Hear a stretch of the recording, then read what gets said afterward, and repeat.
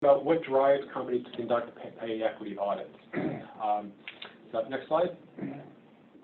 And the first question is about external factors. What are the external drivers of, that push firms to conduct pay equity audits? 3 of these responses are reporting requirements, risk mitigation, and proposed legislation are pretty strongly tied to this issue of wage discrimination. Those are all fairly focused on the issue of wage discrimination.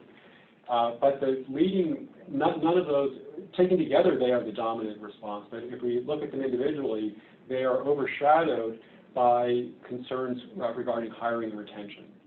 And while this primary focus, with over 50% citing hiring and retention, it likely reflects the importance that employees place on pay fairness. It also raises the question as to whether some respondents are confusing pay equity audits internally, comparing pay, with benchmarking to pay surveys and other means to make sure that offerings are competitive with the marketplace.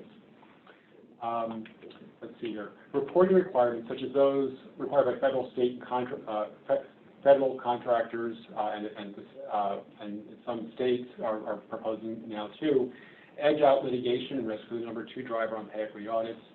Social media, in terms of recruitment websites, offers a comparable motivation to that coming from litigation risk. Okay, so that's sort of a summary of the external drivers that firms are responding to and that you may be feeling pressure from as well. Next slide. Okay, this is looking at it from a UK versus US perspective. In the UK, where reporting regulations make pay gaps more transparent, pay audits are motivated less by the competition for talent than explanations of those reporting pay gaps. So we see that, pardon me, here, we see that here where pay reporting requirements are driving pay equity audits in the UK much more strongly than they are in the US.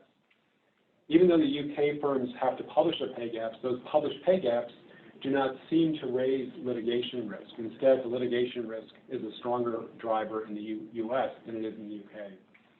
The UK, at least, in the UK at least, simple pay transparency regulations, as Joanna described earlier, seem to substitute for litigation risk as a driver of pay equity audit.